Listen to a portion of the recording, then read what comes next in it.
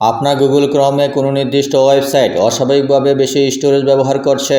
অনেক সময় ওয়েবসাইটে জমে থাকা কুকিজ, ক্যাশ এবং অন্যান্য সাইট ডাটার কারণে স্টোরেজ খরচ হতে পারে এবং ওয়েবসাইটগুলো ব্যবহারে অনেক সমস্যার সৃষ্টি হতে পারে। তাই আজকের ভিডিওতে দেখাবো ক্রম ব্রাউজারে কোন ওয়েবসাইট কতটুকু স্টোরেজ ব্যবহার করছে এবং তা কিভাবে ক্লিয়ার করবেন।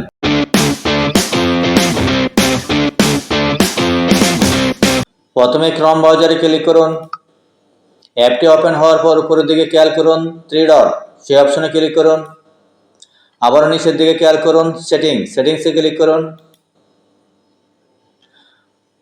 আবারও নিচের দিকে স্ক্রল করুন,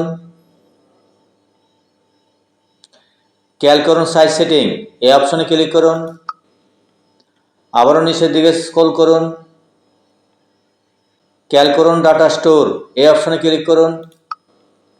এখন খেয়াল করুন আপনি যে সকল ওয়েবসাইটে প্রবেশ করেছিলেন সেই ওয়েবসাইটগুলো এখানে কত এমবি দেখতে পাচ্ছেন, 630 এমবি আপনার এখানে স্টোরেজ হিসেবে সেটা ব্যবহার করছে।